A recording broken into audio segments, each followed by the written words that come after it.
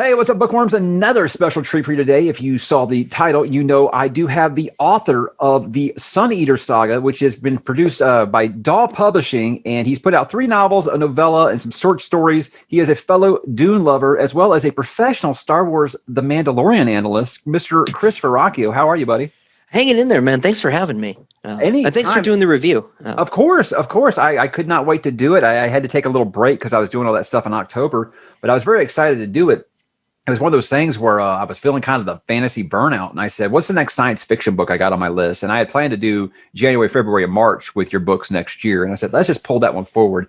And then I got mad because I was like, well, now I've got to wait until February to do book 2 because of this damn schedule. So that tells you how I felt about it. But anyone that is a big Star Wars fan is obviously a friend of mine. Anyone that is a big Dune lover is a friend of mine. So other than that, I think the best thing to do here is kind of open this up. We're going to kind of be vague on spoilers, guys. I know that's the main question we're going to get, or how vague are we going to have spoilers? No spoilers. I've only read book 1, so I would appreciate if he doesn't tell me what happens next.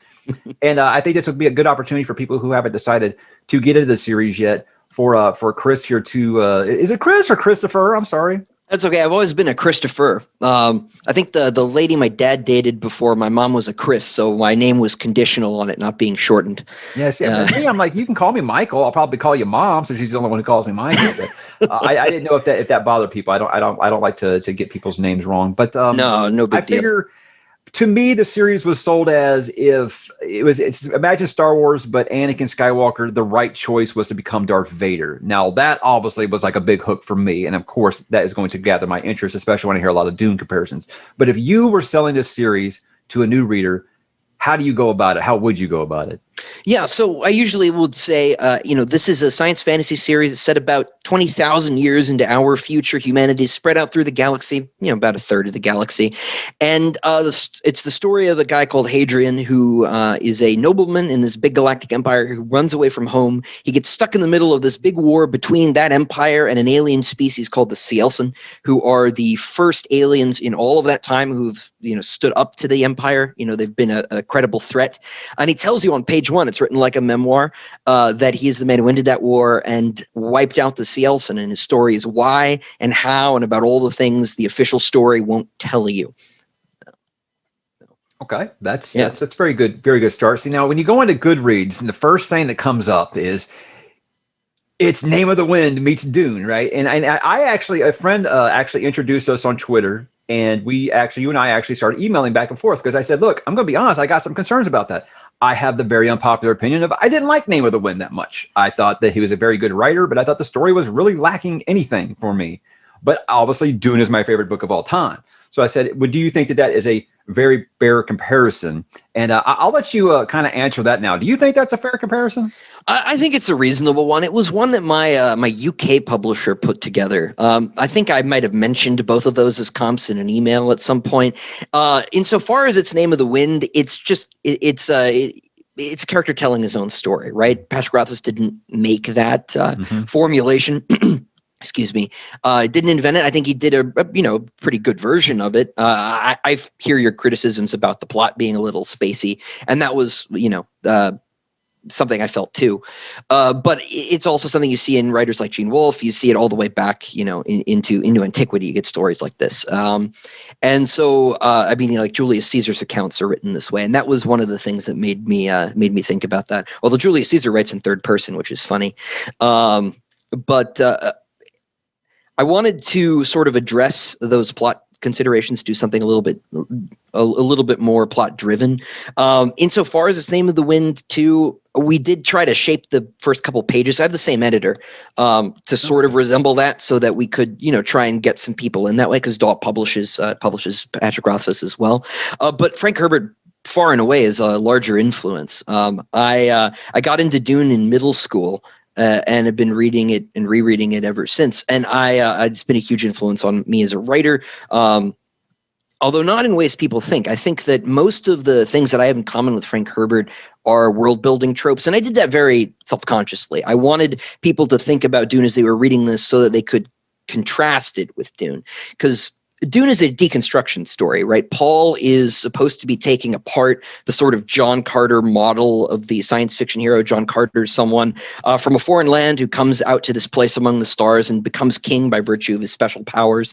Paul is also someone who comes from this foreign land to this strange place among the stars and becomes king through his special powers. Only it goes badly. And I don't share Frank Herbert's cynicism about heroes. Obviously, some heroes are catastrophic, but I think even in Dune itself, I think most readers check out in Messiah and in Children of Dune because Frank Herbert, I think, sets Paul up too heroically in that first book. Most of the stuff that tears him down is Irulan's little epigraphs opening the chapters up.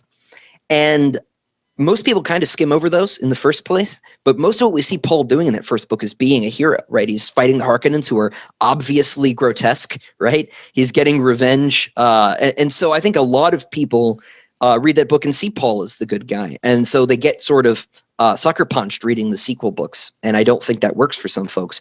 And I always, I want to believe in heroes. Obviously, again, sometimes the world lets you down.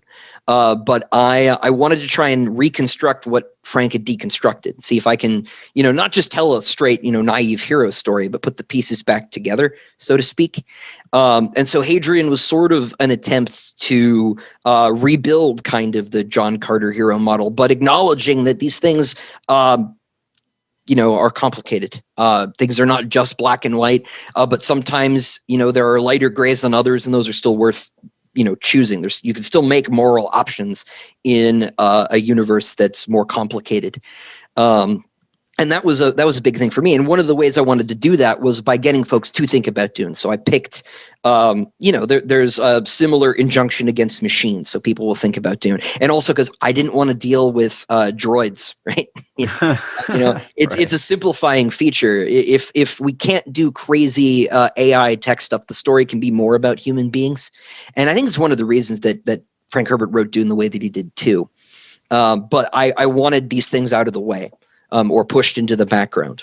And so I wanted to set up a deliberate comparison there. And because it's just damn cool. I like galactic empires. I like warring houses. These things are all interesting. And I think that when you have a monarchic sort of political system in science fiction or fantasy, it lets you invest power in a smaller cast of characters. Because if you've got just a story that's about board meetings and congressional hearings, it's not a very fun story. Republics are not as dramatic. Or engaging, so you want these sort of noble characters. I think for so you're tempting me into turning this into just a Dune review, because I can do that. We can make this like a 3-hour Dune review if you want to. I'd be happy to do that. You're saying that you obviously you took a lot from Frank. I mean, it might be a broad generalization for me to say this, but are there very many science fiction writers who didn't grab something from Frank Herbert? I don't really think so. There's a reason it's the most best-selling science fiction book of all time. Besides Frank there, what would you say are some of the influences you had while growing up that kind of led you to wanting to pursue becoming a writer? Well, the biggest one in terms of professional, aspirations was actually, and this is sort of a left field answer, was Christopher Paolini. I still never finished the series, but the fact that he published when he was 18 told me at like 12 that I could do it. And so I didn't, put it on the back burner until I was 40 or something. And there are plenty of writers who do.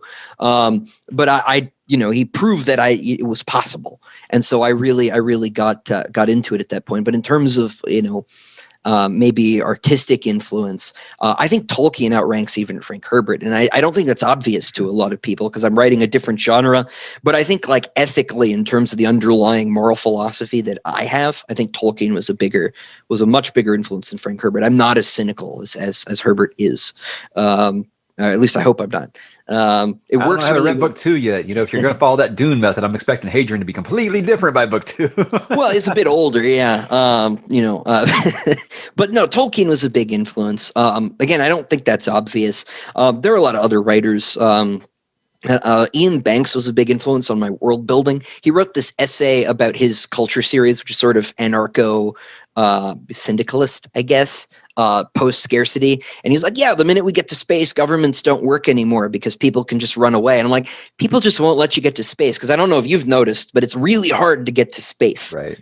It takes a lot of energy and a lot of resources to do. And even if we're post scarcity, people can control those things, right? So I read that essay. I was like, I love these books, Ian, but I am going to build a world that is based on the exact opposing principles. So those are probably some of the bigger ones.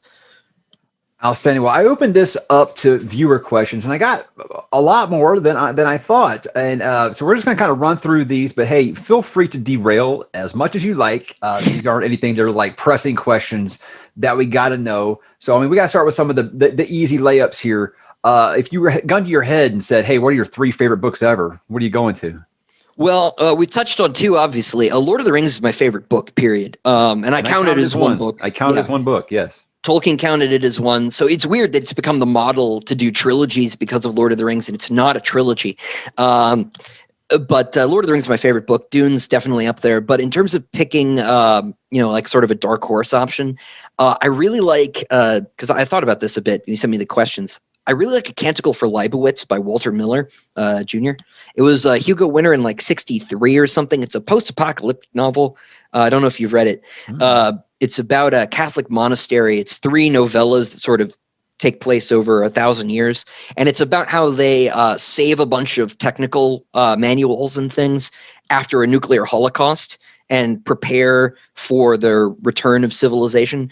It's I am Catholic, so it's got a special place for me. But it's such a wonderful meditation on civilization. It's so wonderfully written, and it's the only novel he ever did, that he ever finished. Rather, there is a prequel someone else finished later, but it's just so good, and I can't say enough good things about it. So if I were to pick one that maybe folks hadn't heard of, I'd send them that way.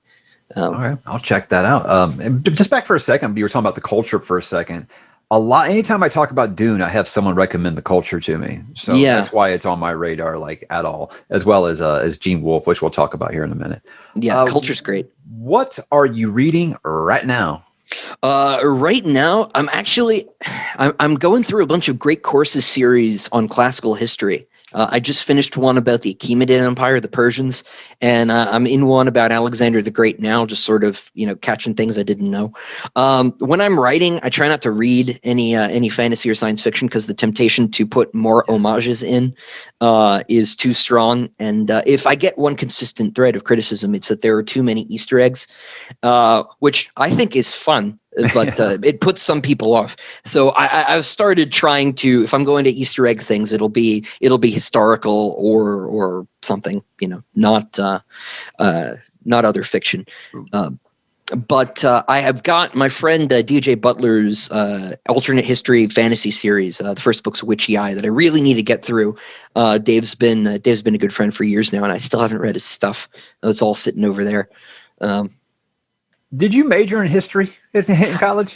I didn't. I majored in English. I got a minor in classics by accident. I took Japanese in high school, and by about 2 years in, we're starting to do spoken exams, and I was sounding like an idiot, trying to stutter through. And I realized I was not that good at acquiring languages, conversationally. So I decided to take a language that I didn't have to speak in class in. So I moved into Latin. And I took Greek history literature courses because I didn't want to take, like modern world lit. It's just not my thing. And the classics advisor was like, you realize you're like one class away from getting a minor. And I'm like, great, we'll do it. So I sort of fell into that. But most of what I've learned as far as history goes has just been just regular reading. I've always liked history. I thought that was an even longer shot for professional prospects than getting a degree in English. So I didn't go into it formally, but it's always been a passion of mine.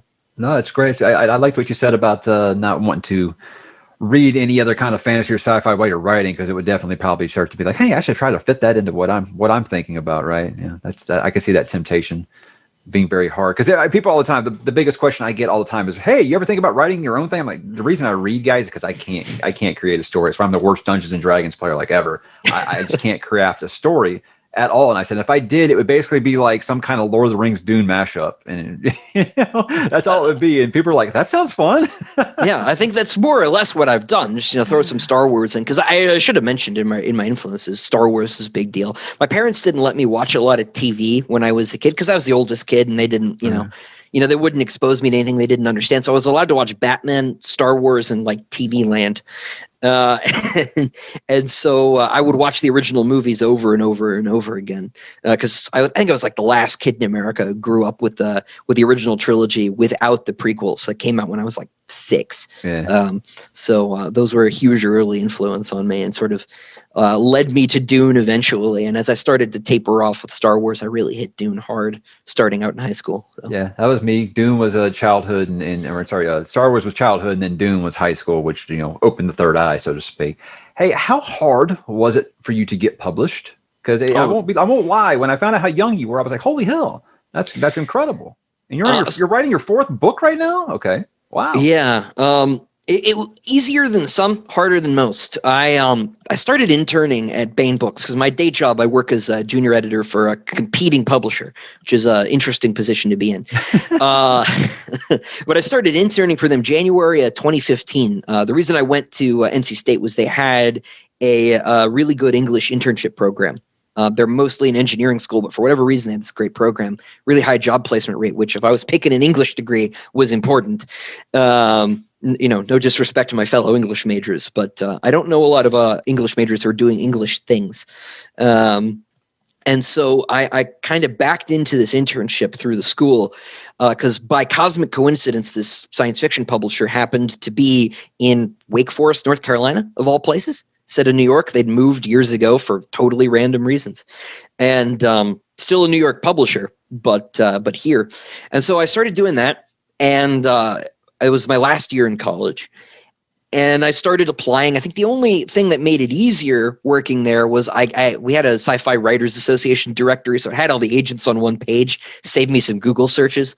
But I didn't really talk to Bain about the book I was writing because I didn't want to be published through nepotism. It really bothered me because I figured that'd hang over my head the rest of my life.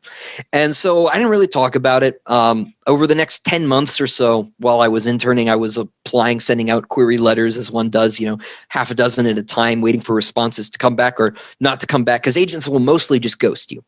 Yeah. They'll say, if you don't hear from me, it's a no. That just means they deleted their emails Monday morning and, they're just going to see when the next batch comes in. But I did that slowly over several months, eventually landed an agent, I think November of that year. And then we edited the book a little bit over the holiday because nobody in publishing works from about now until January 5th. And then once that happened, she sent out to a bunch of publishers, including Bain, including Daw. I was almost at Ace, but we ended up going with Daw. They sent me a really good offer, but I think I got rejected by like 51 agents in the course of those 10 months, which was not fun. I was trying to do the Stephen King thing and nail up all the rejection letters. By the time it got down one wall and around the next corner, I was like, oh, right, I need to take those down. This is getting to be unpleasant. Right. But once that happened, once we started shopping into publishers, actually got a lot of positive feedback. A lot of them wanted it, but Daw offered a really good deal basically out of the gate. They gave me the hardcovers. They wanted the whole series. They didn't want me to cut it down to 3 books or something. And it was a no-brainer, really. And so it's been good ever since. It did sit on a shelf after that for about 2 years because the editor who acquired me got a better job. So they didn't know what to do with me for a while. So I sort of spun my wheels from 2016 to 2018. Wow, just sitting in limbo, huh? But that wasn't nerve-wracking at all. No, it happens more than you would think, honestly, in publishing. There are a lot of folks who get delayed like that. Yeah, you talk about the rejection letters. It's like most people I know that try to get into it, after about the 100th no, they found to say, I guess it ain't going to happen, so. Yeah, I was in my last batch. I was running out of names. And I actually had shelved what became Empire and was starting a new book to try again. I was not in a good place at the time, but it worked out. I got very, very fortunate there at the end. Yeah, when I talked to Pierce Brown, who writes Red Rising, he told me something similar with that, rejection, and basically Red Rising was something he wrote in his parents' garage. It's like his last his last try before he had to go get a real job, as he put it. And hey, it worked out for him. So that's awesome, man. That's incredible resiliency to stick through that. Because usually I'm about 4 or 5 times like, maybe it's just not for me. You knew this question was going to come up. You notice right here, I got these 2 really nice hardcovers, right? and you know, they're signed by the author, really nice guy. And he actually sent me this one. But the question is, any chance we could get Empire of Silence reprint on hardcover? And I know you just did a video for this on your YouTube channel, guys. By the way, please check out his YouTube channel. He does really in-depth stuff on there about the writing process. I think you would appreciate. As someone who uses Excel spreadsheets for everything, I admire the way that he does this. But you knew this was going to be asked. Is there any chance we'll ever see a reprinting of Empire of Silence? Maybe Dune, the movie, comes out, and a lot of people say, hey, this is like Dune. And they say, hey, this is really popular. Let's do a rerun. Any chance of that? Yeah, it's totally possible they could reprint it. I've been trying to get them to do it, but what happened, right? Every time you print a new book, right, no matter who it is, there's a certain element of risk. The goal is to print exactly as many in that first print run as you're going to need. But with a new writer, there's no previous sales data to sort of base that off of. So you either take a wild guess, young adult, they'll print, 50,000 copies because kids have parents who are throwing books at them. It's a little bit easier to make it big in young adult. They only printed about 5,000 of those hardcovers. So the first edition is pretty small, and they did pretty good. Those sold out in about 10 months, right? Which is just before the mass market paperback came out. So it's not a bad run. But now that I'm 2 more books in and I've got 2 more to go, I'm hoping they'll print more. They could do trade paperbacks instead. They've got their choices. But the goal there was sort of hit that target, and it looks like they did more or less right. Those books are all basically sold. So if you're looking for one, I think the only place to get them is Used at the moment. There might be one on some Barnes and Noble in Cheyenne, Wyoming that no one's picked up yet. I was on tour last autumn. I drove around from Salt Lake City to San Diego up to Seattle. And I saw a few, so they're still out there somewhere, but I don't know where. And I'm trying to get more printed. We'll see. I feel kind of bad because when I was first looking into getting it, I saw one for like $40 on Amazon. I said, I'll wait and see if it turns out that was actually quite a bargain. So I really screwed the pooch on that one, especially when I got someone on the Discord who actually showed that they got one, and they're overseas actually. So they got the American hardcover overseas, which is amazing. And saying, hey, I found it at my library. It was like $6. They didn't know what they had. And I was like, so, they do turn up every now and then on Amazon. If one comes up for like $20, I'll tweet about it and let everyone know. Because I, of course, am checking my sales ranking every day. You email me first, and then I'll be. Will do. Next question: did Han shoot first?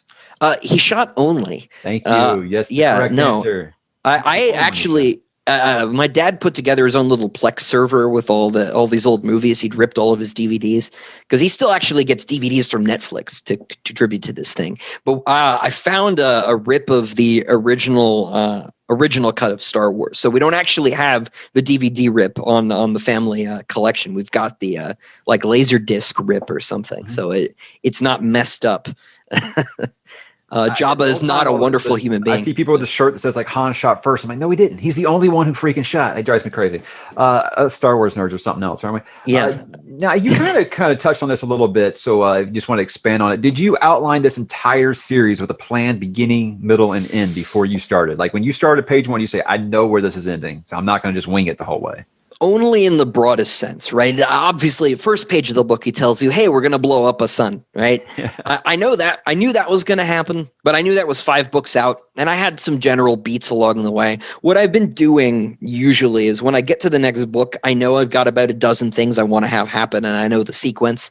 So I'll do them on like a timeline, and then I'll turn that into like a 5-page sort of summary of the book. A happens, then B, they go here, they meet this person, then this happens, and then they blow up a sun.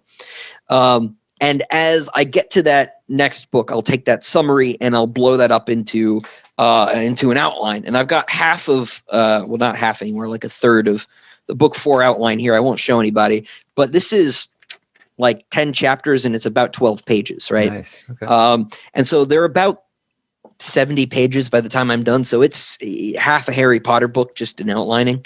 One of the shorter Harry Potter books. And so I think about them as sort of a low resolution first draft.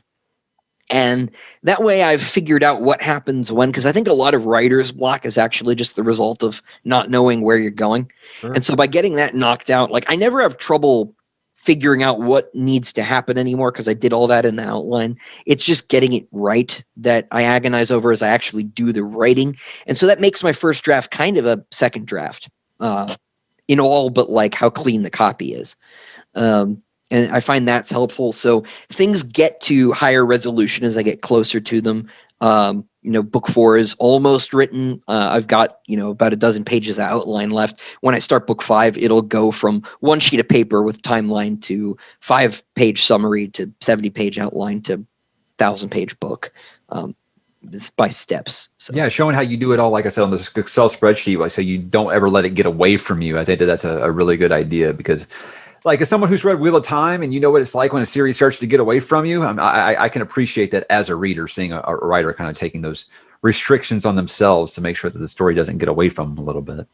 Yeah. There's if I could write 8 billion page books, and have every moment of Hadrian's 1,000-year life documented, that'd be really cool. But I don't know. Well, these aren't short.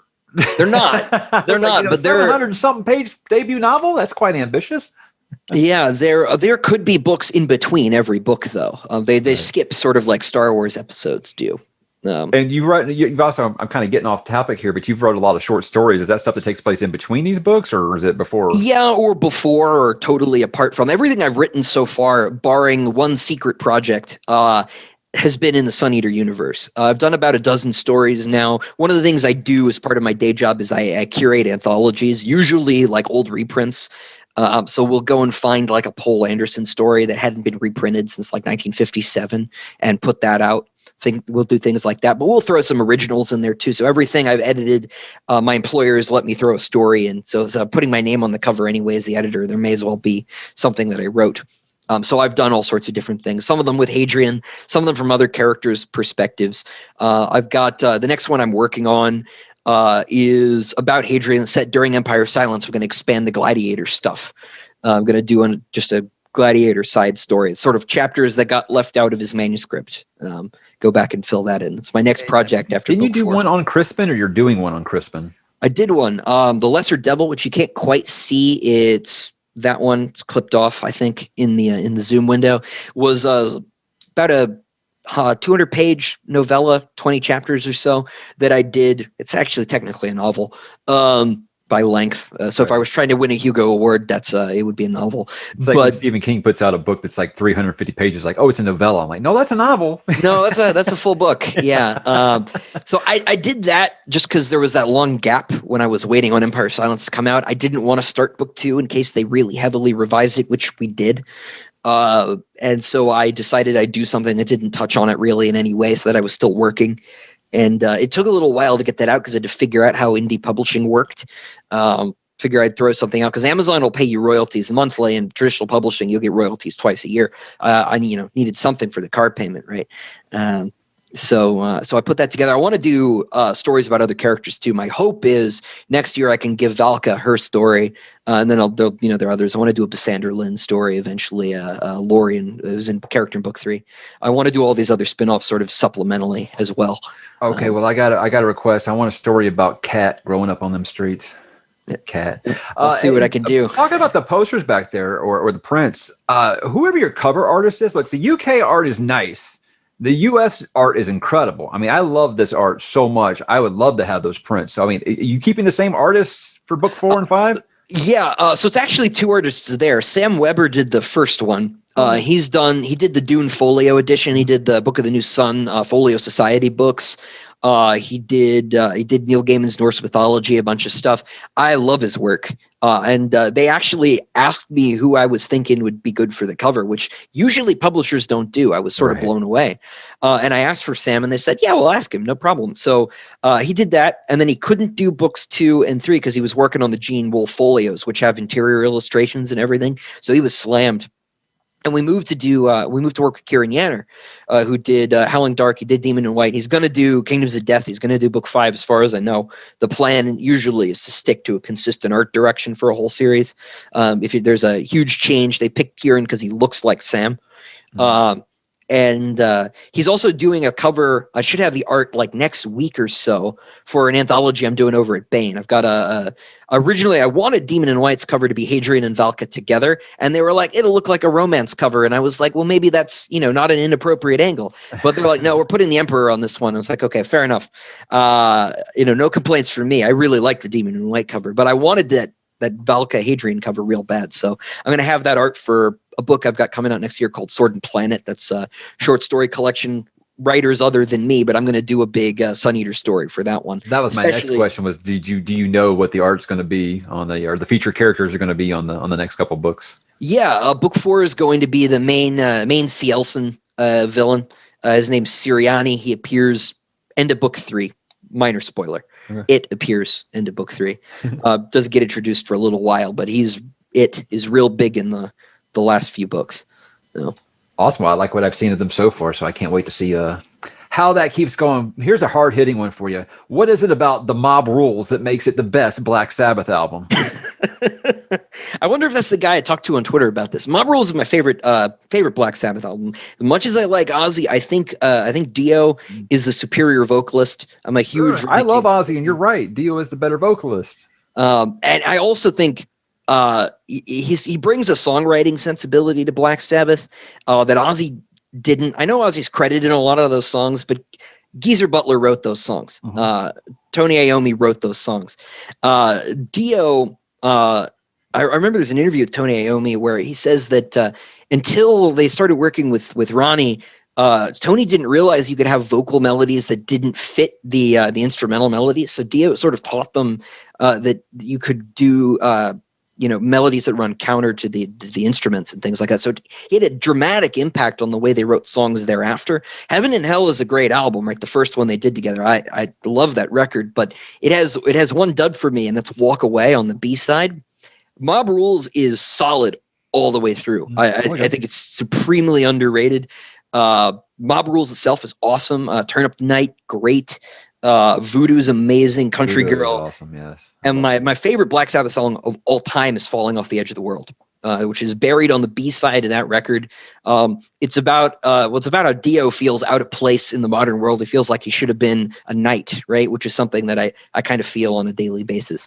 So it's a very personal song, but it's also just damn awesome. It's this sort of soft 2-minute opening, and then they just hit it. It's so good. I love that record. I'm a little older than you, but I'm saying you sound like you're making my Ronnie James Dio mixtape right now, because this is it. Because I was that guy that would combine his solo stuff, his Rainbow stuff, his Black Sabbath stuff, and just made like an awesome Dio collection. And I was like, who cares? To me, it's all Dio. Just some has a Tony Iommi on it, and that makes it only better. Some has Richie Blackmore, which isn't bad either. No. I got a USB drive in the car, and I just that's most of what I listen to. So. Here we go. Joe Abercrombie has said that a fantasy author should be able to tell his story in 3 books. Now, as someone who is writing a 5-book series, would you agree with this? I think that Joe's got a system that works for him, and I think he's advocating it. 3 books is fine. 5 books is fine. I think going much longer than that, 7 may be okay, but 20, there's only one really long series I've ever read all the way through, and that's Los Bujold's Vorkosigan Saga, a sci-fi series. Jim Butcher just talked about that like crazy. Why have I never read this? This is 2 authors in a row now. I don't know. It's great. It's absolutely amazing. Lois is it's weird to call her underrated because I think she's the most Hugo Award winning author of all time. He said the same thing. Says she's the best ever and no one talks about her. It's bizarre. We publish her. She's one of our authors. And so I had them force fed to me when I started working at Baen, and I read all the way through. I think there are 17 of them. But I'm usually allergic to the much longer series. I started Wheel of Time, and it wasn't quite gelling for me. And I looked at however many more there were, and I was like, I'm just not going to do this right now. I'm sure it's great. I must have caught it at the wrong time or whatever. I know you're a fan. But I couldn't commit to 17. I am a fan, but I'm that fan who has all kinds of criticisms there. So I would say if it had been like a 7-8 book series, it would have been like the best ever. But yeah. Yeah, I just get real nervous looking down the barrel of so long a gun.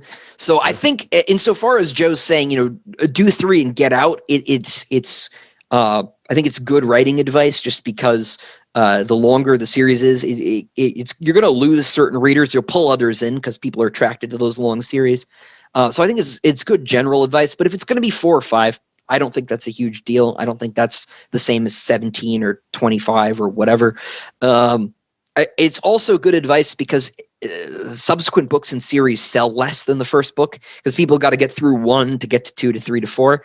And so if someone sees book 6 in a store, maybe they only have 3, 6, and 12. They're not going to buy in. And so there's some like strategic marketing reasons not to go too long either, unless you're a real big name.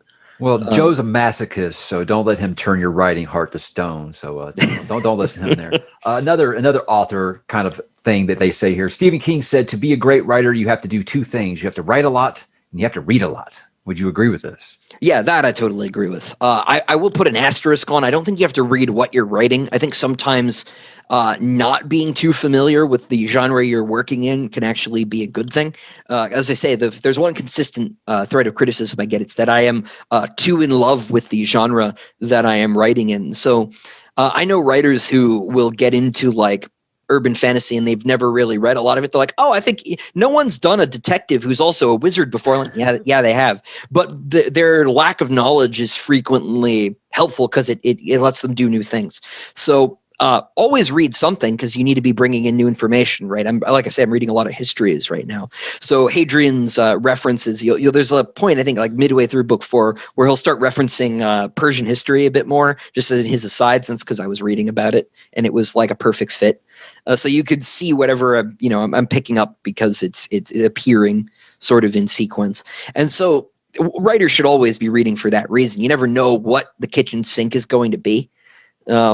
And so to acquire information is always useful. But you have to write, obviously. There are a lot of people who want to write but don't want to do the writing part. Even some published writers who are allergic to the actual writing part of the job. I don't understand this attitude where writers and even readers will say, writers don't owe readers anything. Yes, we do.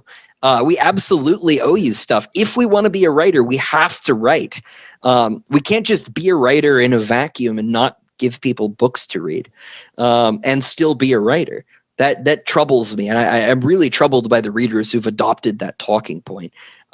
It feels like Stockholm syndrome to me. As someone who started reading A Song of Ice and Fire in the year 2000, yeah, I agree with you. I agree. Yeah, and I know some writers are having difficult personal lives. Maybe their family's falling apart or something, and if that makes you stop writing, I get it, because it's a huge psychological investment to sit down every day for weeks and weeks to try and produce something. It's hard to do if there's a rolling tragedy. It's part of why book 4 got delayed a little bit. I had some family members who were ill this year, not with COVID of all things, but and they're fine now. But it took the wind out of my sails for a long time. Sure. So I've got some sympathy for them, but you have to write for your audience if you want to continue, being a writer. It's in the name. I would agree with you there. I'm definitely not that, hey, shut up and write. You're not allowed to have a personal life type. No, I'm not. But when it's one book in 18 years. Yeah, you're just kind of being rude to your fans at that point. I think that's pushing it. Yeah. People know I'm a big Stephen King fan, so I knew that this question was going to come up. What is your favorite Stephen King book that you've ever read? And I hope. Oh man, you're trying to get me in trouble. My editor over in the UK is his daughter-in-law, so I'm outing myself. Yeah. I've only read The Shining and The Gunslinger, and it's been like 10 years, so I don't have any intelligent to say. But I liked The Gunslinger more. It was more my speed. Sure. So that's the best I can do. I'm afraid. The reason I said I hope is I know that King has just kind of come up like a third renaissance for him with some people that are much younger than me. I know that viewers want to know always what I think people think about Stephen King, but I think for someone like you, I think Dark Tower would be great because it's not bound to any one genre. It's listed under fantasy. There's sci-fi, there's horror, there's steampunk, there's fantasy, there's all kinds of stuff there. So I think someone who writes kind of a crossover series like you're doing, what you call it sci-fantasy, I think that would definitely be more in your wheelhouse than Stand. King's interesting because he's sort of, maybe in a sense, if not the last vestige of, certainly the exemplar of the weird tales tradition of science fiction and fantasy. And so much of that's sort of disappeared as fantasy has become Tolkien and Tolkien, descendants, and science fiction's become very Campbellian, whether or not people, like that. And so he's this weird holdout of fantasy when fantasy meant Lovecraft, which Lovecraft in his day was a fantasy writer, right? That's why he used to be sort of the mascot for fantasy in the industry. And the genre lines have sort of changed very dramatically. And Stephen King's this weird holdout from that earlier sort of phase. And I think that's really cool from like a historical standpoint in the genre. But I really am. My King knowledge is very anemic. It's okay. You're young. You got a ways to go. You'll have plenty to read when you get to it. How do you feel about the direction that most modern sci-fi stories are starting to head? And I take that however you want. I don't know how they meant it. Yeah, I don't either. Because it looks to me like science fiction's pulling in 800 different directions. I'm not sure that there is a canonical trajectory for the industry or the genre at this point. I feel like we've reached a sort of Tower of Babel point where science fiction does not mean the same to one set of fans as it does another. And I think that's maybe good if you're a reader, at least, because then you can go and find exactly the flavor of ice cream you want. I like to compare it to metal music, right? There are a billion little subgenres of heavy metal music, and they are mutually unintelligible and estranged from one another. You'll find a fan of power metal who won't touch black metal with 20-foot pole and vice versa. And to their moms, they're like, why are you arguing? This is the same music.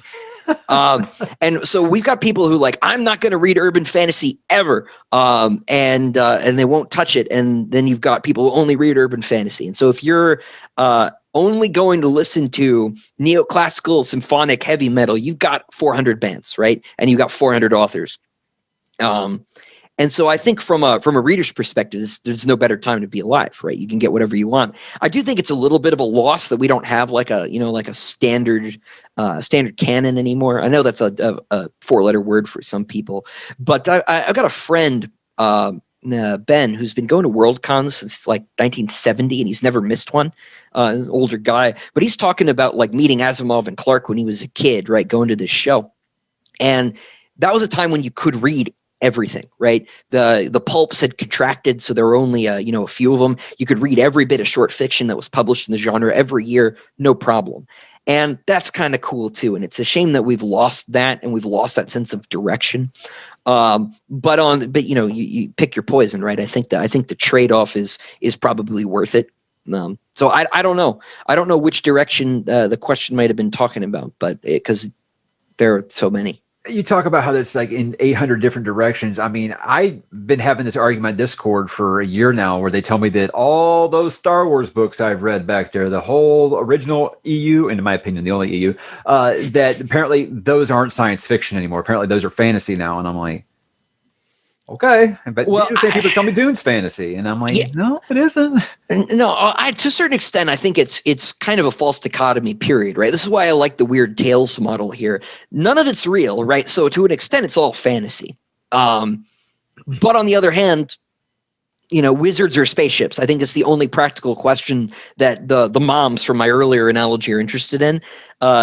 It's not, are you listening to the black metal or death metal or what the hell? Urban epic, urban heroic, epic heroic, grimdark low, who knows? I think the only real question that matters to casual audiences is science fiction or fantasy. So while I see the it's all fantasy argument, and to an extent I feel it, for practical sales purposes, and that's what genre is. It's a sales tool. If it's anything, I think science fiction fantasy is the only divide that really matters, practically speaking. See, I get this a lot as a horror fan. Everything I say is horror. They're like, oh, well, that's not actually horror. I'm like, look, enough with the subgenres. To me, I say I cover horror, science fiction, and fantasy. That's my categories right there. And that makes sense to booksellers. That makes sense to the casual fans who are buying presents, for their more dedicated relatives. I think overcomplicating the plot actually discourages people from getting into something. It does. It really does. So if you've got, you see this with metal, right? There's so much terminology that no one's going to start because it's too complicated and it's not worth the effort.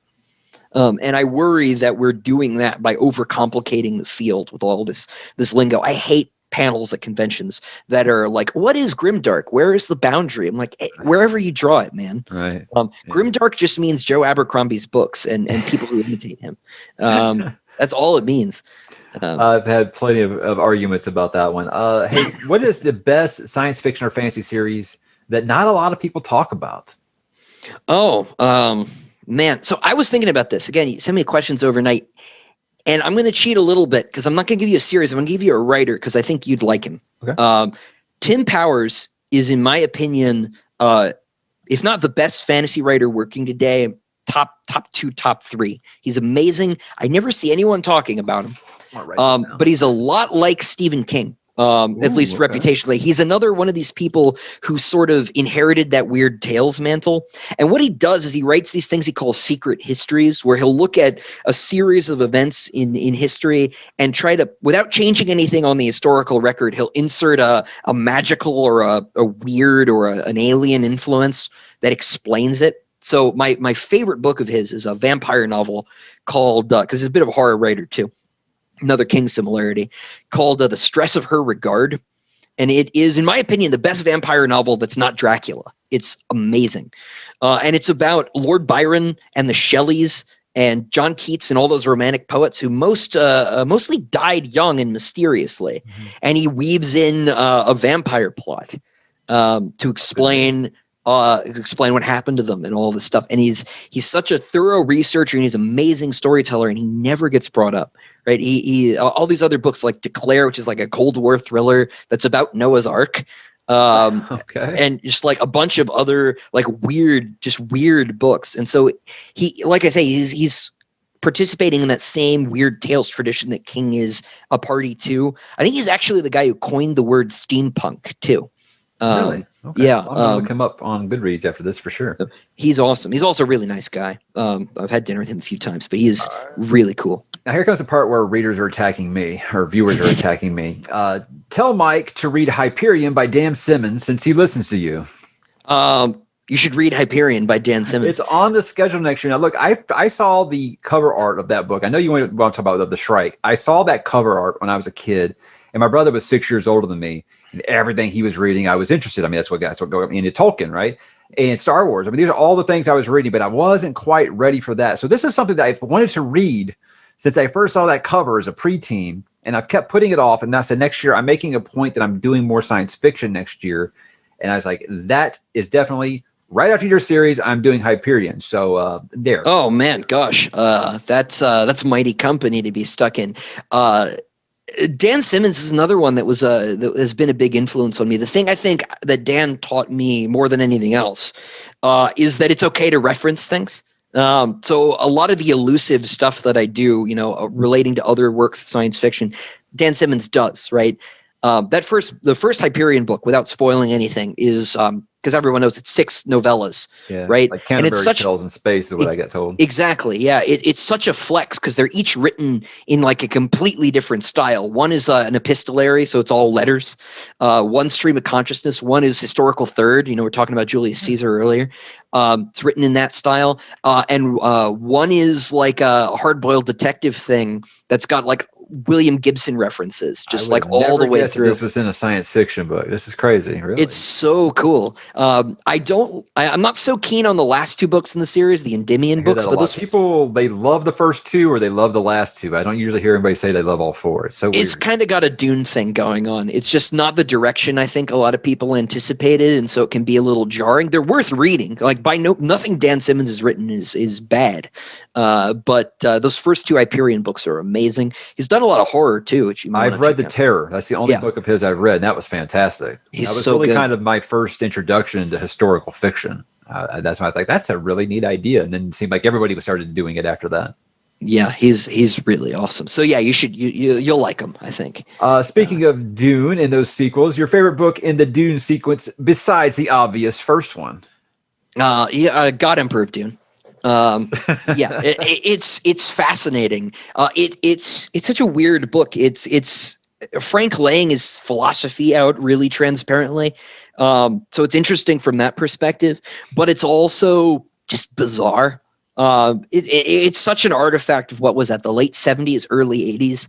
It's so weird from a world building standpoint, and to have Duncan Idaho as this more stolid, sort of conservative guy trapped in this weird, sort of mutated version of Arrakis where everything isn't as he remembered it. And Leto's, opining about his strange philosophy. It's a bizarre book, but I have a real special place in my heart for that one. Yeah, trying to wrap my head around that at 15 years old was like, what? And before theaters went down the crapper, I was like, hey, I really hope that these Dune movies are so big they get to God Emperor, just so I can see modern audiences try to accept something like God Emperor, because I don't think they could handle it. I don't think so either. I think they're likely to get through Children and probably stop. I think they'll do it as a trilogy. Well, I guess if the first movie's 2 movies, who knows? I think they could squeeze 6 films out of it, because I suspect they're going to work in the Paul of Dune stuff that Brian and Kevin did. Don't say that. If nothing else, I suspect they're going to try and use that to inflate Messiah a little bit. I like the Fenrings showdown from that book. If I had to pick one of the Brian and Kevin books that I would say I liked, it would be that one. No comment. Yeah, I hear you. What is your favorite thing about writing Sun Eater? About the writing itself, I don't really know. I like Hadrian, I think, as a character. I know a lot of readers are this is sort of a weird thing in reading generally, where people like side characters always more than the main character, right? It's not Luke Skywalker, it's Han Solo that everyone's attention is directed towards. But I've spent so much time with Hadrian, right? There's not a moment where, like Robert E. Howard said once, that he had Conan just walk up to him and say, "You, Robert of Texas, must write my story," right? I can't point to anything like that. Because I've grown up with some version of Hadrian. I started writing when I was in 2nd grade, and it was a completely different story, right? But some version of that has mutated over the years into what eventually came out. And so I've really grown up with him. And so to work with him and to put him through what he has to go through is really entertaining for me. But I also really do like just interacting with readers. It's bizarre when someone in like Australia tells you, they liked your book, but also that like they were going through a tough spot and it helped them. And it's nice to be able to be there for people in that sort of way.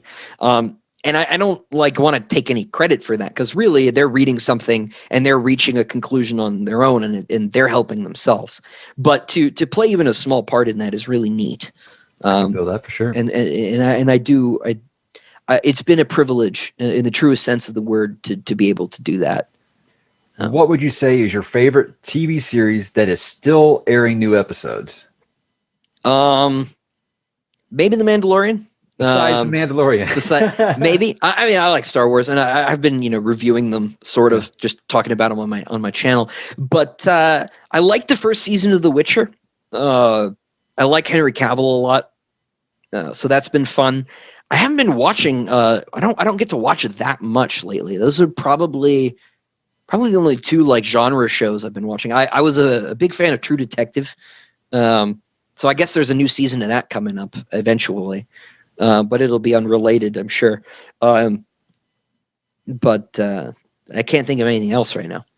I feel like The Witcher was something that everybody loved when it came out, but over the course of last year, people like talked themselves out of liking it. And I talked about that about Mandalorian. It's like on Friday, you scan social media. On Friday, it's the greatest thing that Star Wars has done since Empire Strikes Back. By Tuesday, it's like, look at all these Easter eggs. By Thursday, actually, that episode wasn't that good. And here's why. I'm like, why are you guys talking yourselves out like? Now, I know I've been unsatisfied with a lot of the stuff that Disney has done since they got the IP. So I get that. But I was like, when there's something good, though, guys, you can like it. It's okay. Yeah, I think part of it is that a lot of people are just burned so badly. Because I did see myself in that tweet, right, to reference the meme. Because I've done that a little bit. I think The Mandalorian is very good. But I do think that for 8 episodes per season, and they're like 30 minutes a piece, could stand to be a lot more densely written. If it was a 90s, 20 episode Stargate SG-1 thing, it would be the best thing since sliced bread. But when we've got 8 episodes and they spend 2 of them on frog people, as endearing as that was, I like old Jim Henson looking Muppets, and that was fun. The spiders were genuinely frightening. And it's nice to bring back all that Ralph McQuarrie art. We could have gotten to Boba Fett and Bo-Katan a little bit sooner. I think even my kid, who's 8 and he's obsessed with Star Wars, even he said, I feel like these episodes are so short, you could just put this out as a 2-hour movie. Yeah, I really felt that way about season 1. I like that they're tying, like, they brought Bill Burr back, right? And they made the Tatooine episode from season 1 more relevant. They've sort of built the world together a little bit. So they've managed to drag all those little episodes together. But the whole picaresque, like a hero wanders around and encounters problems thing is not my favorite form of storytelling, unless you're doing, one problem as an episode. So it's great, but it's not exactly what I'd hoped it would be. I'm hoping it's watched 9 years of the X-Files, all the Star Trek original series and Next Generation. Yeah, I don't need the episodic stuff. Give me a serialized story, over the course of a season, over just hey, Planet of the Week. Here's their side quest. I'll agree with that criticism for sure. Yeah, I get the sense they're building in that direction, right? Because I think now they've got Ahsoka and that Rangers show, they're going to kind of MCU this together to deal with Thrawn. That's the feeling that I get. So I think we're going to find the main plot here in a second. Yeah. You guys like Mandalorian, watch his after show that he does. It's really, really good stuff. He catches stuff that me, a seasoned EU reader, has not caught. So your shit there. I appreciate that. Well, thank you. Well. Is cynicism destroying the speculative fiction genre? I don't think so. I'm obviously not a cynic myself, at least not all the time. Ask me tomorrow.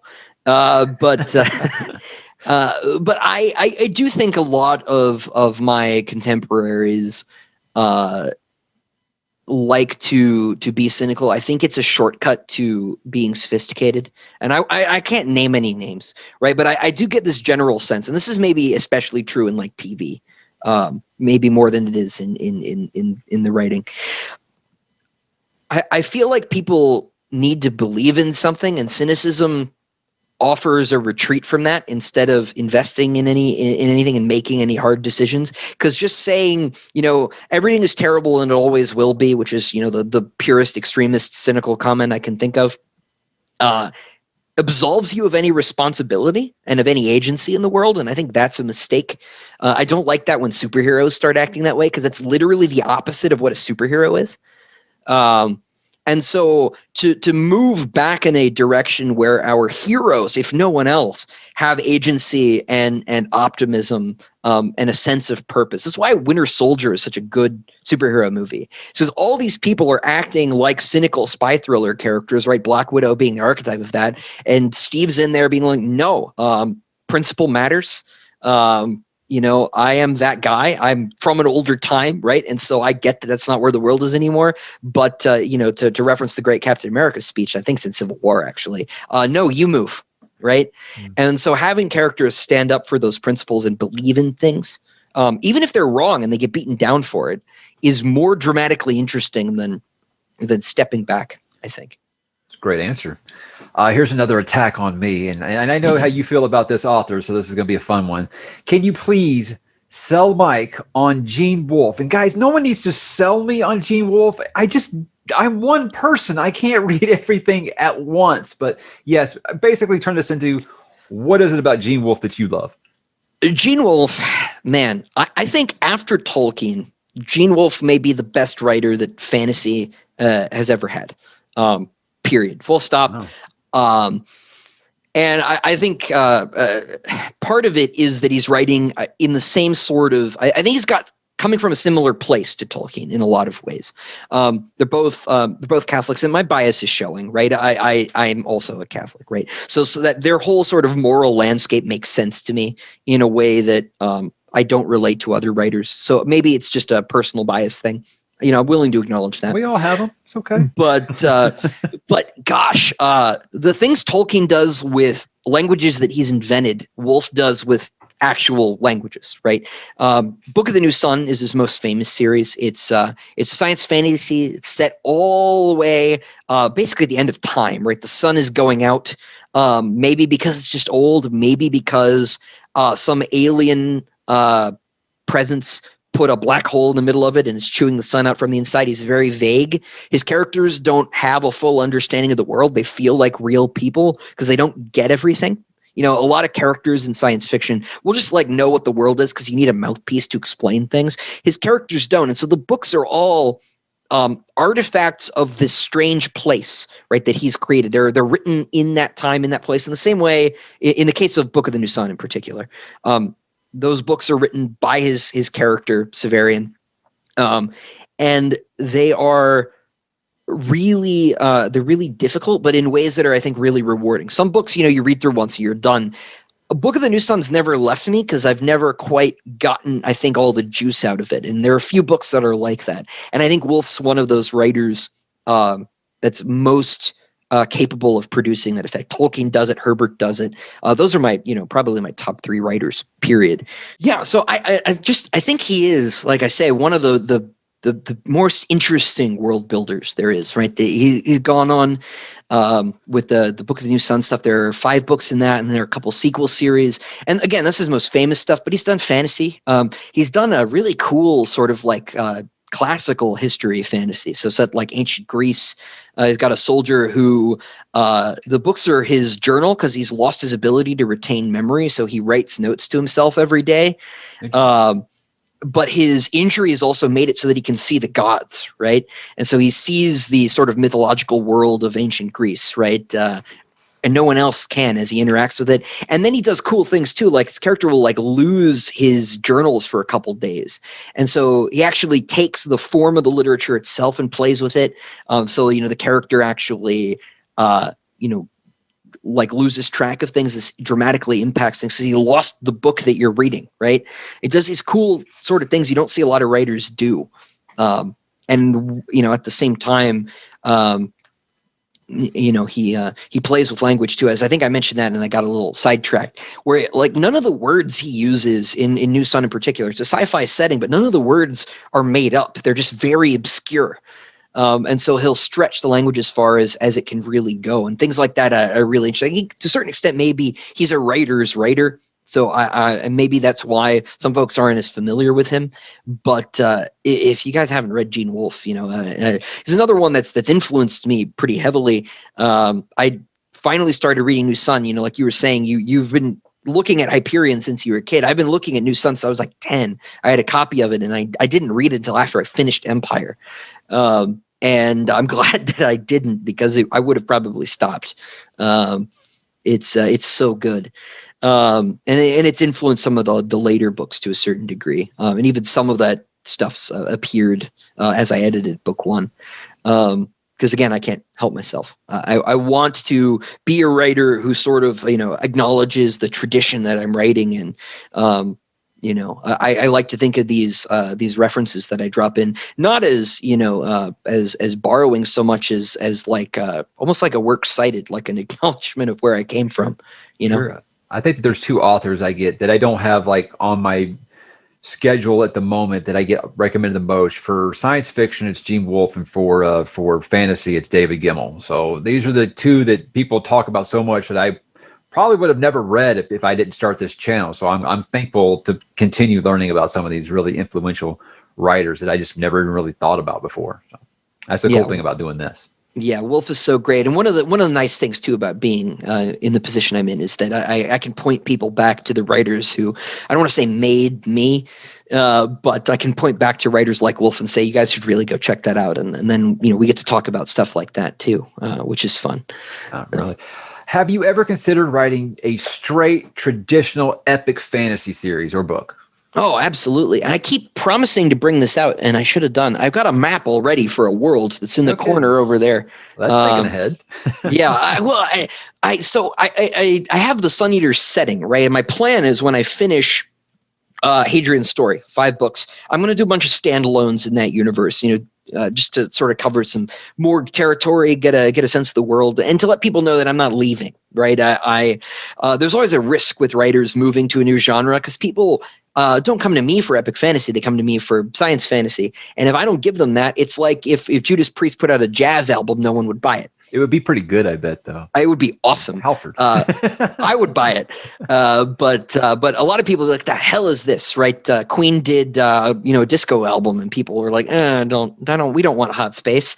And I hear the complaint. So if I jump to fantasy, I'd lose some people. So before I do that change, I wanna do some more stuff in the same vein, in the same universe, so people don't think I'm abandoning them.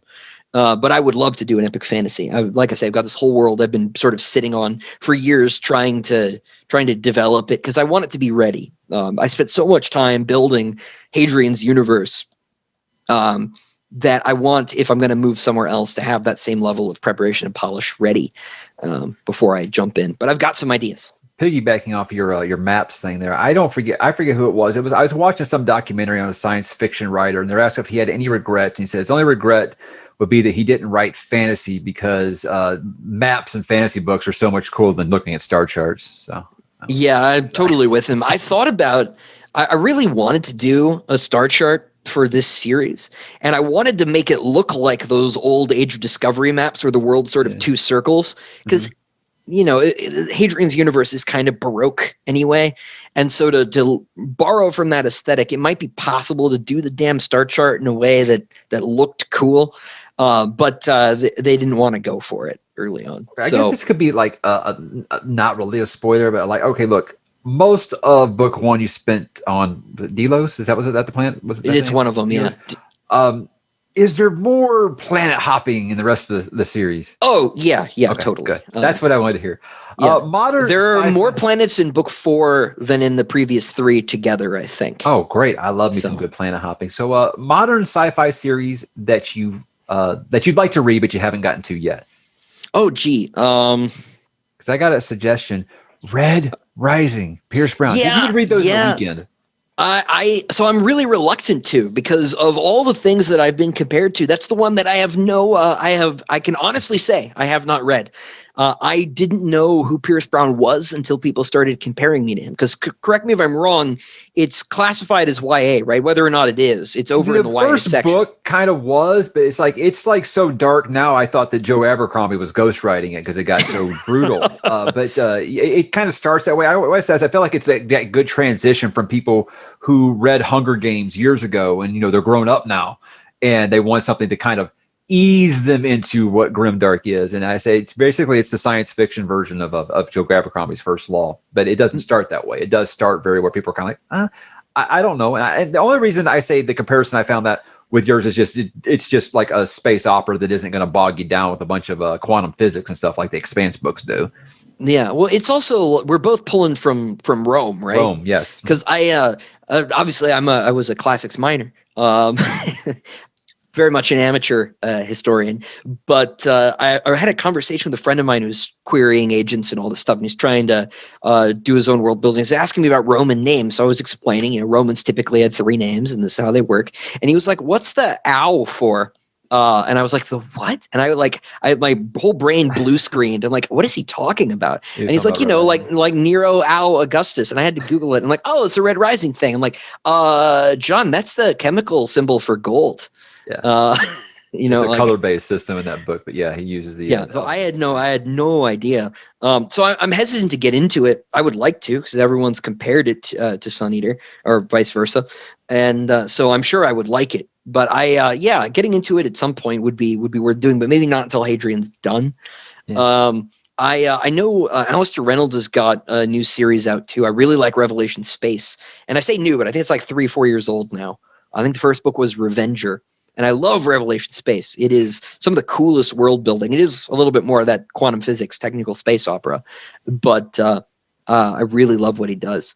The big Revelation Space reference in one of the books too, and I'm not even hiding that one. Alistair Reynolds and Peter F. Hamilton are two that I would really like to get into here in the near future, because It's weird. It's like I like my UK authors with my fantasy, but for whatever reason, I've stuck with like American authors with my science fiction. So there's a channel I watch called Media Death Cult, British gentleman, and he really just goes on and on about Alistair Reynolds all the time. Like, okay, well, I got to make Revelation Space happen. It sounds like so. I bought the collection on my Kindle. He's worth it. Chasm City in particular, which is sort of a spin-off novel in that series, so cool. So cool. Here's a deep one for you. Do you think that technology is going to a privileged society in the future? As in, will there exist radical societies such as the Chantry to limit usage of technology by common folks? I mean, like, are we talking about like mentats here? What are we talking about? Oh, man. So in the universe, right, there is a religious institution, the Holy Terran Chantry, that was established by the Empire as a propaganda campaign to suppress the use of high forms of technology, particularly artificial intelligence, because AI nearly killed us in the distant past. So when it started out, it was, like everyone knew it wasn't a real religion. 20,000 years in, it's turned into one. And I don't think that we're in any particular danger of that happening. I don't think that the powers that be in 2020 AD are interested in keeping people away from technology. I don't claim any sort of power of prophecy with these books. These are supposed to be entertaining. That doesn't mean there aren't, philosophical ideas in here, but my primary goal is to just tell a good story and for everyone to have a good time, or to have a good time having a bad time, depending on the part of the book we're in. So I'm not claiming any sort of, divine inspiration, prophetic ability here. I do think we're in more danger of being too exposed to technology. And I think that that's having some deleterious effects on society. So I think actually we're sort of moving in kind of the opposite direction. I don't foresee any point in the near future where the sort of people who are in charge are like, actually, you can't have a smartphone. I think they want us to have those, he said ominously. I do think, like, we know that, like, Facebook makes its money by keeping you on the website, right? They want you to stay on Facebook seeing ads. And so, like, they'll disincentivize posts that have links take you away from Facebook. So when I actually promote my stuff and put links in it, those posts get less circulation than just a text post does or an image post, because they want to keep you logged in all the time. The Chantry wants to keep you logged out forever. So it got quite the opposite problem, I think. What is your science fiction fantasy unpopular opinion hot take? An example, something like Ender's Game is overrated. Now, first, please don't say Ender's Game is overrated. And second, you don't mind his name of the win. So you can't get more hot button than that one. So what would you say is your unpopular opinion hot take? Well, I might be able to top that. I think that magic systems were a mistake. I think that systematizing magic is not magic. It doesn't mean it's not cool, right? Brandon Sanderson, what is it? Allomancy. That's cool stuff. It has virtually nothing to do with historic traditions of magic. I say historic. Obviously, magic does not work. But if let me back up. I think that fantasy is at its best when it draws on things that have a grounding in historical belief systems or in history itself. And so to look at things like the sort of mechanical magic that we've got in a lot of contemporary fantasy is, I think, to get away from those traditions. I think that one of the things that George Martin does really, really well is the way that he does his magic, where it's very around the periphery of the story. And when something magical happens, right when Melisandre creates that shadow demon, it's genuinely frightening because it feels like it's come from some occult, secret other world, and it's invaded normal reality. Tolkien's good at magic too, I think, because it's very subtle. If miracles happen, they're pretty subtle things. And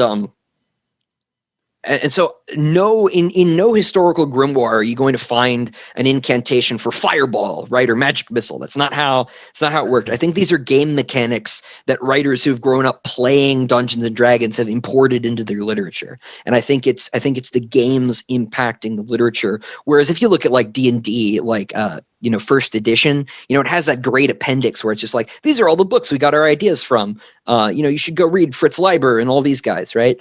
I think we've sort of flipped the equation, and now the games are driving a lot of the literature production.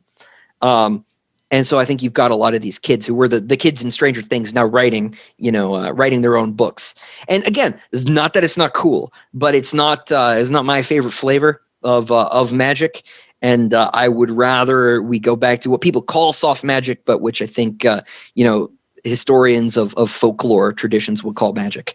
I kind of agree with. Look, I love Sanderson. Don't get me wrong, but I think the reason I've latched on to stuff like a Martin's Ice and Fire, like a Joe Abercrombie's First Law, is because I cut my teeth on Tolkien, and it was soft magic, and it was just, hey, that character is using magic, and you want to know what the explanation is? He's a wizard. That's why he's doing magic. That's all you needed to know, right? So Gandalf was doing magic, and it was like, holy shit, he's doing magic. And I didn't need an explanation. I didn't need some kind of equation telling me how this was working. Yeah, exactly. I think that if I am going to write fantasy, one of my rules is going to be I'm going to have no wizard point of view characters, because the wizard understands what he's doing. And if we understand it, then it's not a cult, right? Which literally means hidden. Yeah, secret. So I don't know. And I'm probably, having said that, we'll break that rule the very first fantasy novel that I write. See, when you try to explain your magic, you end up with midichlorians, okay? Exactly. Which I did laugh when they referenced them in Mandalorian. I was like, you son of a bitch, you did it. Count? Yeah, that's like change. That's change it, guys. You went in. No, I kind of respect them sticking to it, but at the same time, no midichlorians. Do you think that the whole Mary Sue, Gary Stu, the characters thing, do you think that's ruining science fiction and fantasy? I don't know that it's ruining the genre as a whole, because people are so allergic to it now. That when they catch one, they're like, yeah, this is bad. I'm not reading this. There are, of course, there are a few examples. People like to pick on like Superman. I don't think that's fair. But there's some other ones. I've seen that levied at Kvothe, right? Because he's good at everything. I think he's actually entertaining because he's good at everything. So I like him as a character. I understand why that's off-putting, and I could think of other examples of the Mary Sue character that are completely off-putting to me. I did want to do the exact opposite of that with Hadrian, right? I wanted him to hurt. That. I was afraid of that. I was afraid he was going to be like a Mr. Always Right, smartest person in the room. That's the problem I had with the early parts of Red Rising, is I always felt like the main character was just too smart.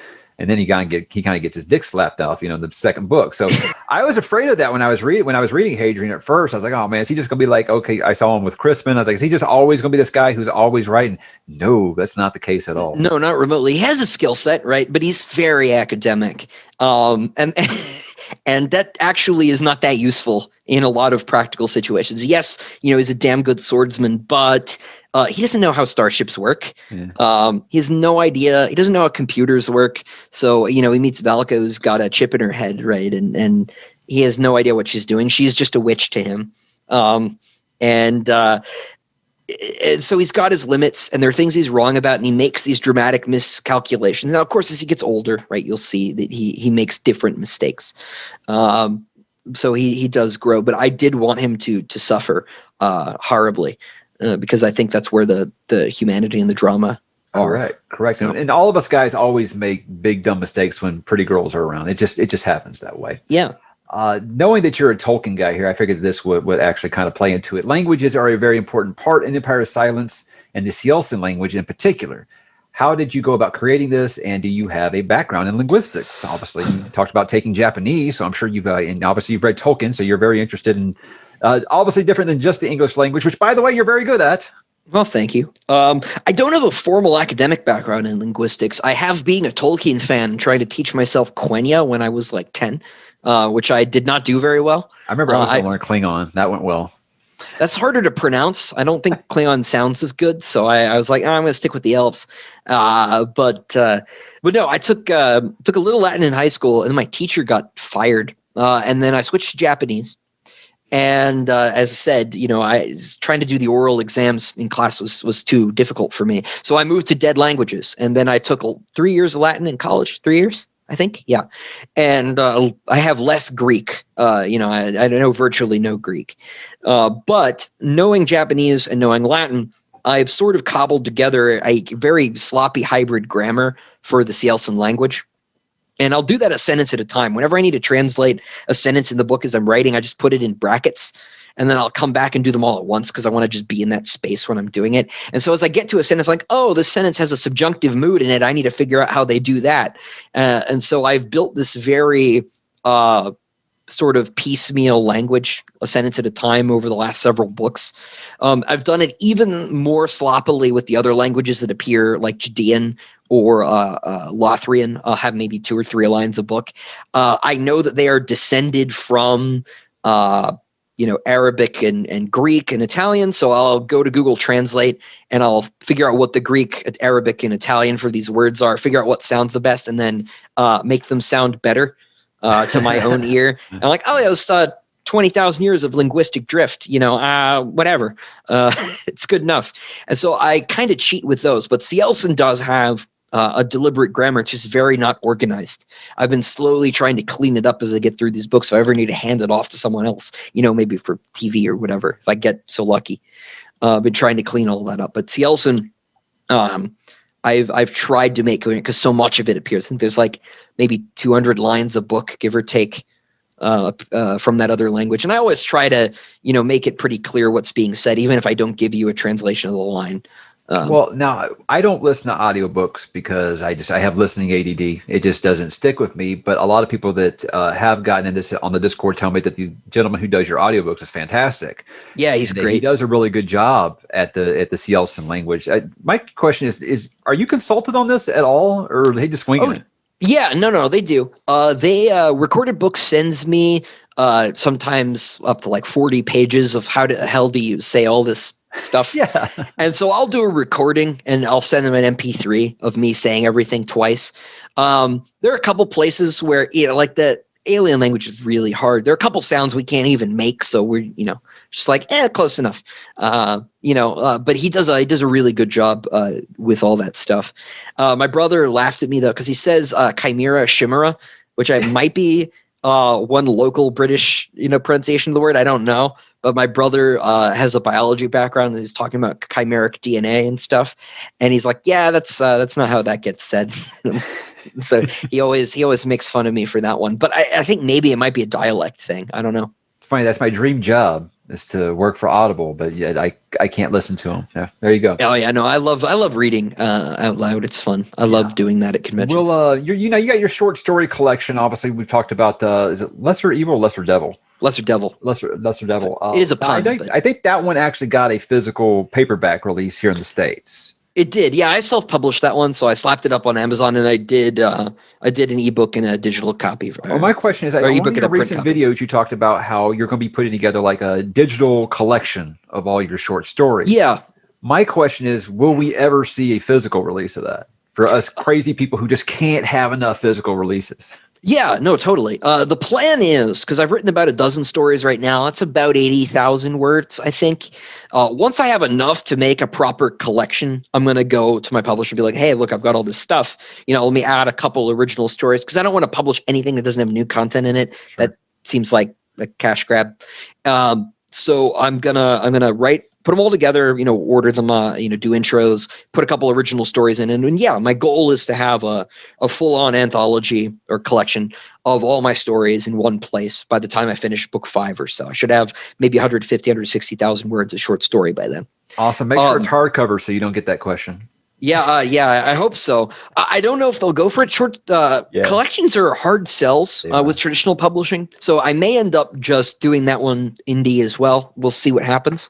But in the meantime, because people are like, hey, I want to read your short stories, but I don't want to go buy 8 different books. Fair enough. Totally get it. I'm going to bundle the first 5 or so with an original. The original being that gladiator story I mentioned, and I'll get that out in like March. So I'm going to do that 2 or 3 times on the lead up, put it up for like $2 just as an ebook. And I'm not doing those as print because when I want that complete collection to come out, I want it to be special. Is that going to be all stuff that we should or could read before book 4? I wouldn't say should. Some of them have nothing to do with Hadrian's story at all. There's one that takes place like before the Cielson invasion. It's just like a Blade Runner noir story. So it's just there. It doesn't help anything as far as understanding Hadrian's story to read those. Some of them turn up. There's a character who's in the first chapter of book 3 who has his own story briefly. There are a couple There are a couple stories that are more important to Hadrian. Ones are a little more central. He'll refer to a certain battle, and I'll have written that battle as a short story, or this time they ran into some pirates, because I had to do a book that was all pirate stories. So you're not punishing readers for not reading these first. Right? No. I hope not. I don't want to punish anybody. And I'm hoping, too, that more important. There's one that's really important. It's called The Demons of Air. I say really important. Hadrian explains it in book 3, because it happens between 2 and 3. I wrote it as sort of an advert for the series that went in this big anthology with a Jim Butcher story, of all things. So hoping people bought that for the Jim Butcher story, and they read this like, oh, this is pretty cool, and they'll go read the series. But it ended up being a little bit more important to the main story than I thought it was going to be. So that one I'm going to try and get in the paperback of Demon in White as like a bonus. We'll see if that happens. But it's still not mandatory. I think Hadrian explains these things pretty well. It's just, hey, what is that thing he's talking about, right? Lando Calrissian talked about the Battle of Tanab. What's that like? Oh, it's in this book. You can go read it. Right. I want to do that for people who want more. Reason I brought that up is because, like, for example, I didn't read Jim Butcher's Dresden Files short story books, and then I got to book 16. I was like, hey, who the hell is this character? And they're like, you should have read the short stories. Like, shit. Yeah, I'm very conscious of that, because I want the novels to lead everything, and I don't want to punish anybody for not knowing, but I want people who want more to be able to get it. And there'll be little references back and forth, because I do want this all to look like it was planned. So. All right, a couple more here. Nicest fellow author that you've met since you've gotten to the business? Oh, man. I mentioned DJ Butler earlier, and he is probably one of the nicest guys I know, period. Dave invited me to go on that driving tour I mentioned, and he put it all together. He figured it all out, and he just invited me because he thought it'd be a nice thing to do, which he's coolest guy. He's also, in my opinion, one of the best world builders working now, period. If you like historical fiction and if you like epic fantasy, he did this series called The Witchy War. It's set in 1810 America that became an elected empire instead of a republic. And the main character is the daughter of the late empress, but she didn't know it. She was like a hidden child. And so her uncle, the new emperor, is trying to kill her, but she has all these secret magic powers, and she runs through colonial America. But, you'll recognize certain people and places, but things aren't quite right because the history played out differently. Like Oliver Cromwell is still alive 200 years later because he's an evil necromancer. He's floating around. Andrew Jackson is dead because he tried to become literally king of Mississippi, which is, what they accused him of doing. Right. So there's some things that you recognize that he sort of deconstructed history and put it back together. It's not an alternate history because there's no point where history split off, Harry Turtledove style. It's not like there was a time travel or this battle went differently. It's just it's our world, but it was always different. There was always magic. First book's called Witchy Eye. So I owe Dave a favor too. I should mention it. Really, really cool. Really under the radar. It's a shame it's not found more attention than it's got, but he's also he's the coolest guy. I like Dave a lot. All right. And here, last I would say is something that is like my Achilles heel with authors is when you guys will take time out of your day to basically mingle with the peasants, as I put it, talk to us on social media. And the whole reason that I started reading John Gwynne, one of my now favorite fantasy authors, because of how engaging he was on social media.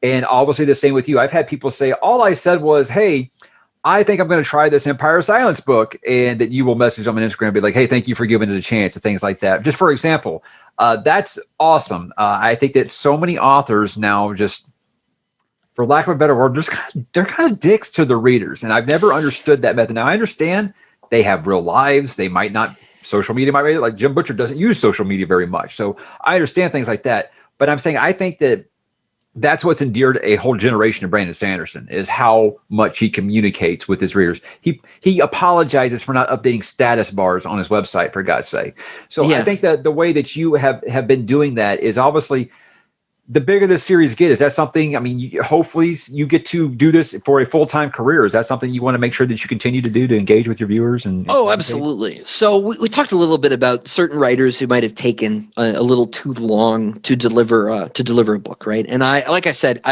writers owe readers material if they want to keep their jobs, because you guys aren't peasants. You are my employers in kind of a real sense, right? I don't have a writing career if no one's reading. If the tree falls, in the forest and no one buys the book, then it didn't make a sound in any real sense. So I wanted to do the opposite of that because we don't have any explanations for what's taken some of these books so long, right? And again, like, I'm sure there's a real, like, solid reason. Someone could have a chronic disease that they don't want to talk about, right? Because it's too private. I understand. But I wanted people to know, right? What's taken so long if something happens, if there's a delay, and there was. Book 4, Kingdoms of Death, got moved from July next year to March 2022. Part of that is the pandemic. Publishing's trying to figure out its new life in these current conditions. And part of that is that, it's some family trouble. Some people in my family were real sick for a little while. They're all good. But it did take a few months out of me. And I'm trying to recover. There are like 50 days in this whole production cycle I didn't get to write. And so that was part of the delay was down to that. It will be done next month, though. And so I am trying to explain in my newsletters. I do a newsletter every month. Here's how far I am. Here's the word count. Here's how much I think's left. Because I could kind of estimate my chapters are pretty consistently the same length. And even when they're not, I can average them and, estimate how many chapters are left. Tell you, okay, I got another 60,000 words. So that's month and a half. So end of January, maybe early February, it should be done. I can tell people these things so they know, hey, here's what happened, here's why, because I don't like it when writers treat readers badly, right? I stopped being a fan of a certain writer because he was on a stream and he said, all these readers keep bitching at me. I haven't written the book, and like, it's, it was really dismissive and it was off-putting to me because, like, those people care about your work, right? And they do care about, you as a person to an extent, right? So if you're just honest, right? Honesty is the best way out of any situation. And so if there's a serious problem, just be like, look, you don't have to be that specific. Just tell people what's up. And so I really wanted to make that a cornerstone of, I guess, my public relations. It sounds pretentious, but I wanted people to know there's a real person here. I'm doing everything I can. Here's what I'm doing. Here's when it's coming. Here's why. That's really important to me. So I do want to keep that up. That's awesome. So obviously you have like I said, your YouTube channel. Guys, you can find it. Just look for Sun Eater. I like how transparent you are with your writing process. And also you have things where you're encouraging people who maybe young writers who might be looking to get into this, how to deal with writer's block, how to stay on schedule, things like that. So as someone who's never going to be a writer, I look at that and I think that's great. And I'm sure that actual people who want to pursue being a writer, that's probably great too. So please continue that stuff. I think it's fantastic, and you guys definitely check them out. Anything else you'd like to plug before I let you stop? Before I let you shut me up here because I talk too much. No, I definitely talk too much, but no, I guess what you just said, right? If you guys want to come over, check out my channel, youtube.com/suneaterbooks. I finally got my own URL.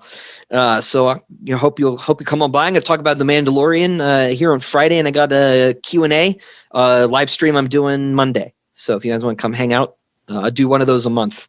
So is this the finale of Mandalorian? It is. Friday? Yeah. Episode 8. It feels like it just started. It's so short. Yeah. I like they're going week to week though. No.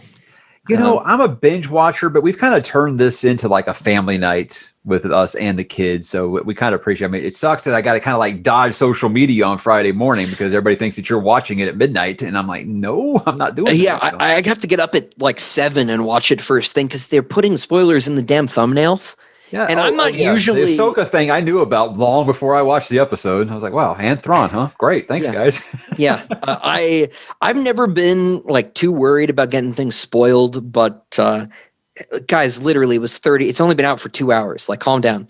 I think the worst for me was when Game of Thrones was just like the biggest thing in the world there for a minute, and I was like, look, I have accepted I'm never going to get the end of that book. Okay. So I was like, when the show had got past that, before we knew it was coming, obviously, but when the show had gotten past the books, I was like, look, I've been waiting for some of these answers for like 15 plus years.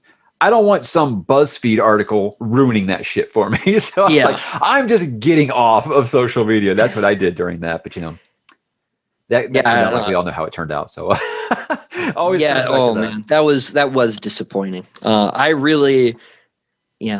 don't want to speak ill of anybody, but that was not the ending I was hoping for. I think it kind of encapsulated perfectly how that went. Was Tad Williams of obviously a very, very famous fantasy author who I sadly have not read, and my brother is still mad I have not read this. He's been banging on me for like 25 years about this. But right after that, he said, if only they knew that they could have just reached out to other fantasy authors and said, hey, can you help us with this? And we would have willingly helped you guys with this. And I was like, wow, when you even got someone like that just like calling you out like that, you screwed up. So I'm pretty sure his series made George write Game of Thrones in the first place. So that's what it was. The whole story with that was when I first found A Game of Thrones, the book, and I read the first three. The third one had really just come out, and I read all three of them, and I called my brother all excited, like, "Hey, if you heard about this series?" And he said, "Man, you need to quit reading that Memory, Sorrow, and Thorn ripoff." I'm like, "What?" And he's been begging on me since 2000. You need to read Memory, Sorrow, and Thorn. Well, I finally bought them this year, but I don't know when I'm going to get to them. But it'll happen. It'll happen. Yeah, I haven't read them either. To be fair, I've met Ted though. He's a DAW author as well, so I've seen him at a couple things. He's a cool guy. Seems like it. Well, I appreciate you taking like almost 2 hours with me, man. This was awesome. I feel like we could probably talk for another hour easily too. I'm happy to do it. Yeah, I always go on too long. So apologies to you and everybody. No, not at all. I appreciate it. And after I'm current on the series, maybe we can get together and do like a spoiler talk or something like that. And you can, totally. And I can be like, hey, what does this, and this mean? You can be like, you'll find out, and you can do that whole thing. It'll be fun.